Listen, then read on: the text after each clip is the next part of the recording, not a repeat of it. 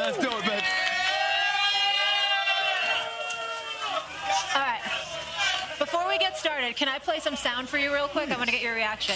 Hey, guys, can we get that sound from Jay Norvell, Our kids please? are really, you know, we had to do a bunch of ESPN videos, and it was great. I loved it.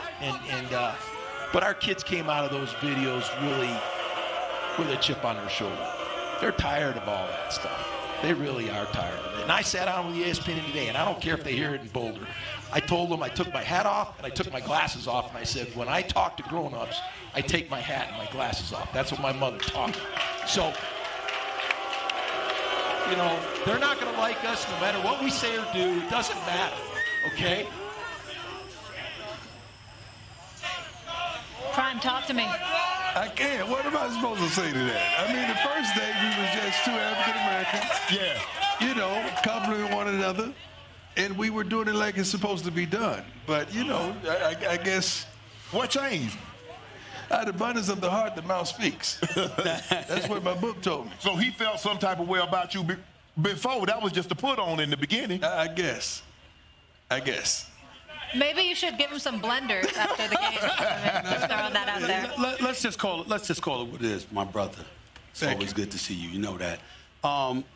What you have done here, you know, first of all, back-to-back swag titles before you got here, okay?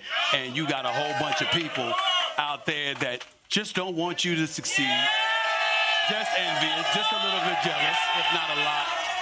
You take over a 1-11 program. You got 86 new players, kept 10 scholarship players. How did we get to this point, Prime, where we're in this position where right now the program here at Colorado has the highest ticket prices in the nation, $517, because people are clamoring so much to be here. How'd you pull this off so far? We believe. I mean, Stephen, we have a wonderful plan. We have a wonderful support staff. The coaching staff is impeccable. And the kids that we went out there and targeted to come, as well as the ones we brought in, we just believe. Regardless of the noise, regardless of the naysayers, we truly believe in what's inside that locker room and what's dictating those plays. And now we truly believe in the student body and the fans and what we're creating. We just truly believe. What made you confident that you could be this and be a coach on this level? Because I've always been that. True. Like this just is a different tool I'm using. Okay. But it's the same game. Right. It's just a different tool. So I don't remember when I had won. Like, I've always wanted to win. I've always did what I had to do. Because when you're trying to win at a certain level, you know this, and even in television, there are going to be sacrifices that you got to accept. And you really, you got to cross some of those hurdles to get to that place that we call there. Because that's what we're chasing, that place called there. And I've been darned if I'm going to get there. Yeah, and we're going to get there, aren't we? You about your son. So obviously I've seen him in all the interviews, what he's done on the field, exceptional, but just sitting down with him today, he is grace under fire. He is so impressive on and off the field, how he conducts himself. He's got confidence, but he's humble at the same time. He's just smooth. Does he remind you of you at all? Because Shador reminds me of you. At different aspects. Like, all my sons have different intangibles. Shiloh's me to a certain level. Okay. Junior's me to a certain level. Then Shador is that. Shador may be more of me because he spent the most time with me. He's always lived with me. He's always been there with me. And all my kids I've coached all the way up. But I'm the only coach he's ever known. He hadn't known another coach. So me being out in Jackson when I went through this situations with my foot and having surgery and missing 4 games, that was the first time in his life that he ever played a game without me. And that was tremendous for him. Well, they might have to bring you to the NFL to coach him. I ain't going to the NFL. I like it in Boulder. I love it right here. Yeah, I know what you're getting at. Prime, you know, one of the things, and I think it's important for all of us to get a little personal here. Okay. We all love you. We all got love for you. You've been through a lot, my man. Yes, Was sir. it 12 surgeries in the last 3 years?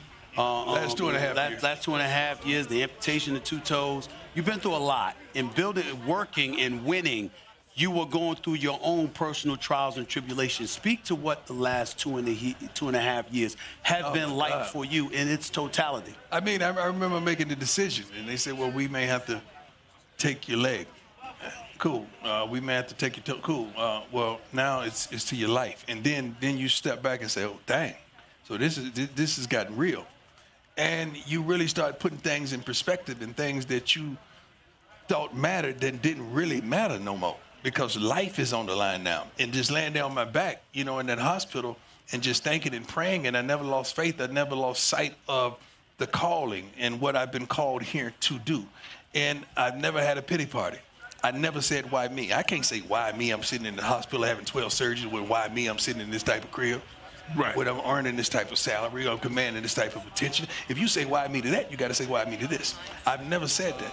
And I always knew I had a purpose. And you got to understand, when you go through these tempestuous trials and tribulations, that's building you for something. Yes. So I've been built and established for this. Right. But it's one thing for you to know that. I know you can handle you. Right. But you're surrounded by a lot of love. We see that. And so for people to witness, your children, for example, to witness you going through this, what was it like for them? It was tough. It gave them faith, though, because they didn't see Daddy stutter. They didn't see Daddy You didn't waver. Like Bucky had told me, he had never seen Daddy cry. He'd never seen Daddy shed tears or show that type of emotion. I'd never wavered, but that gave my kids. I remember when my kids first see my legs, Shador and Shiloh, they didn't want to look. They didn't want to look and see the amputation and the severity of it. But they came to the hospital to support me. But that was tremendous, because that's the first time your father, that man has raised you and cultivated you. Now he's on his back. He had to put rails in the bathroom and the toilets. I couldn't even make it to the bathroom by myself. So my security that's with me now, they was with me then, taking me to the bathroom, pulling me out of the toilet, just doing those type of things. I couldn't even get up to save my life. And that was tough, because I prided myself on being a man and being there for everybody else when I couldn't even be there for myself at the time. That was probably the toughest time of my life. What's been the toughest thing about being a Power 5? I mean, coaching is coaching. And what people didn't realize, and I tell the people this all the time, you and I went to the hall together in 2011. Right. But you brought a busload of kids that played. 7 buses. That would go all over. You played in Ohio. Right. So you've been a coach a long time. You just didn't start at Jackson State and at Colorado. Right. But what's been the toughest transition along the way, the level of coaching high school, Jackson State, and not Colorado? Just expectation. Because my expectation on someone else's expectation, that it has to add up. Because I expect greatness, commitment, sacrifice. I expect you to give me your best. You don't have to be the best, but just give me your best. But I've told you this, and we don't talk as much as because I know you got a lot on your plate now. You're making a lot of money. You don't call me. You really want me to? Okay, we can talk about that later. But go ahead. Stephen A., I'll tell you, I ain't going to get that. And I've told Stephen A. this. You are the most patient person that I've ever met that was a historically or transcendent great player. You did because great players don't have a lot of patience. That's right. I was like, and I ask you this all the time, say, how are you so patient? You said, man, it's the kid. That's my calling. Yeah, but the reason we're impatient because we expect somebody to be us.